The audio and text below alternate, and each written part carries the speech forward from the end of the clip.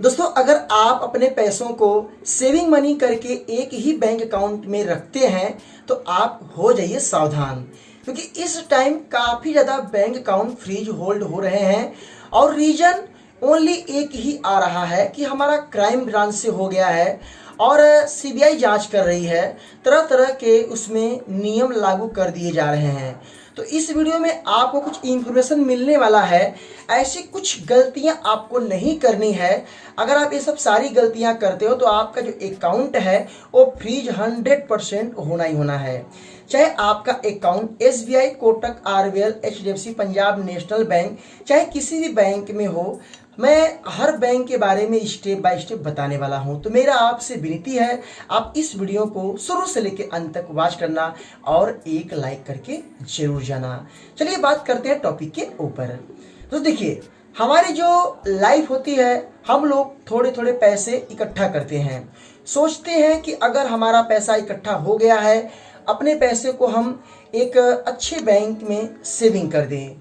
HDFC bank हो सकता है, एसबीआई हो सकता है, कोटक हो सकता है, आरबीएल हो सकता है, पंजाब नेशनल बैंक हो सकता है, बैंक ऑफ बड़ौदा हो सकता है। देखो, सब बैंकों की जो पॉलिसी और सिस्टम होते हैं वो सेम ही होती है। कुछ परसेंट चेंजेस होते हैं, बाकी तो नियम जो रूल्स हैं सबके लिए एक समान है आरबीआई की तरफ से।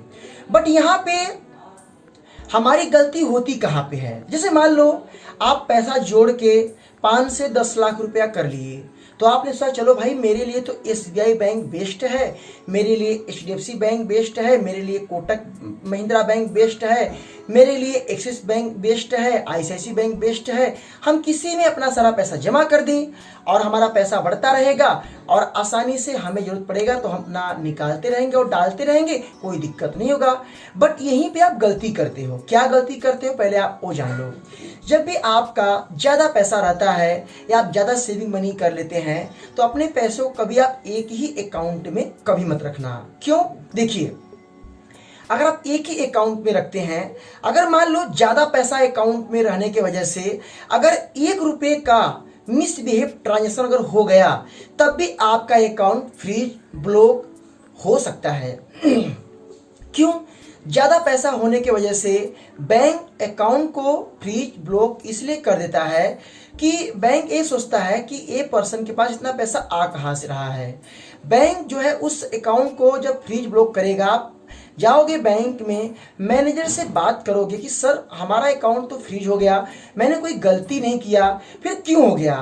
तो ये वहाँ से आपको रिस्पॉन्स मिलेगा, ये हो गया है, ऊपर से हो गया है, क्राइम ब्रांच ने कर दिया है, सीबीआई की तरफ से हो गया है, हम कुछ नहीं करते, मेल डाल रहे हैं, इसका रिस्पॉन्स अब आएगा। दुनिया भर की बातें।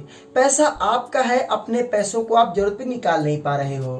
और रीजन क्या था? एक छोटी सी गलती हो गई।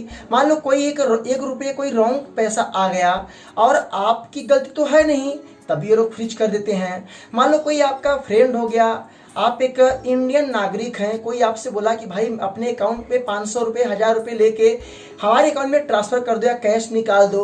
ये कोई तो जुर्म नहीं है, क्योंकि आपने किसी का हेल्प कर लिया 1000-500 रुपये, कोई इसमें बुराई नहीं है। बट यहाँ भी आपका अकाउंट कुछ वजह से ब्लॉक फ्रीज कर दिया जाता है। अब दोस्तों, यहाँ पे अगर आप अपने अकाउंट में मान लो 10 लाख रुपए आपके पास है फॉर एग्जांपल, तो आप उस पैसे को 3 से 4 बैंक में रखो। आप कितना भी अकाउंट ओपन करवा लो, कोई दिक्कत नहीं है।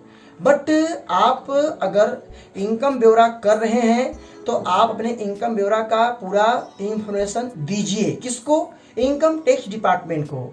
अगर आपकी उतनी इनकम नहीं है, आप सेविंग करें तो कोई खतरा नहीं है। अगर मान लो आपके 4 से 5 अकाउंट हैं, तो अगर आप पैसा अलग अलग अकाउंट में रखते हैं तो अगर किसी एक अकाउंट में कोई गलती हो गई तो एक ही आपका फ्रीज होगा, आप और पैसों को यूज कर पाएंगे। अगर आप अपने पैसे को एक ही अकाउंट पे रखेंगे तो आपका जो अकाउंट है वो 100% अगर फ्रीज हो गया तो क्या करोगे? आप वेट करोगे, कंप्लेन करोगे, यहाँ जाओगे, वहाँ जाओगे, दौड़ोगे, आप कॉल करोगे, आरबीआई को मेल करोगे, कंप्लेन फॉर्म सबमिट करोगे, होगा क्या? इसके लिए टाइमिंग लगेगा। आपका पैसों के लिए मिलने के लिए 3 से 4 मंथ, 6 मंथ, 1 साल भी लग सकते हैं। तो सोचिए, आपका पैसा आपके अगर समय पे काम ना दे तो पैसा किस काम का?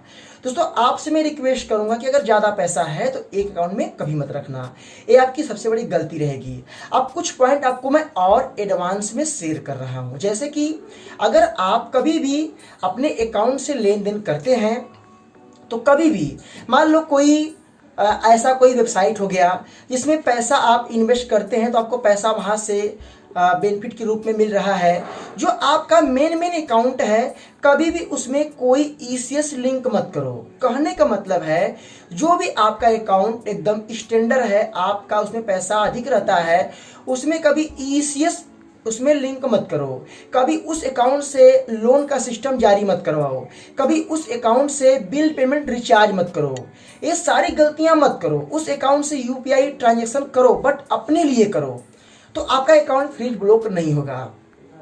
अगर ये सब गलतियां करोगे तो आपको 100% प्रॉब्लम हो सकती है। गलती आप करोगे नहीं तब भी ये सब दिक्कत आ सकती है, तो ये सब गलतियां करना छोड़ दो।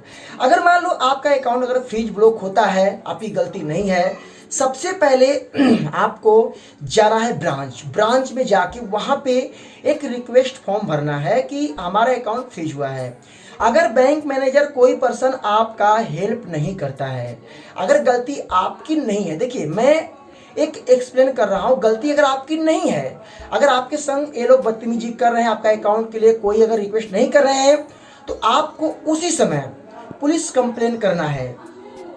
ये करने के बाद आपको आरबीआई को मेल भी करना है, क्योंकि आप अगर सही हैं तो अपने पैसों के लिए लड़िए। अगर आप नहीं लड़ेंगे तो आपका पैसा मिलना बहुत मुश्किल हो जाएगा। आपके पैसों को लोग इस्तेमाल करेंगे, आपका पैसा आपकी जरूरत पे काम नहीं देगा। ये सारी गलतियां मत करो, मैं आपको गारंटी देता हूं कभी आपका पैसा ब्लॉक या आपका अकाउंट फ्रीज नहीं होगा। ये सब छोटी मोटी गलतियों से आपको दिक्कत हो सकता है। तो शायद मैं आपको इस वीडियो में अधिक इंफॉर्मेशन दे पाया हूं। किसी का अकाउंट अगर फ्रीज हुआ है, कोई हेल्प नहीं करता, मुझे मेल करना, मैं पूरा सपोर्ट करूंगा। तो अगर आपको वीडियो अच्छा लगा लाइक कर देना, शेयर कर देना, आपके मन में कोई भी सवाल तो कमेंट करना। फिर मिलेंगे नए वीडियो के साथ, तब तक के लिए जय हिंद, वंदे मातरम।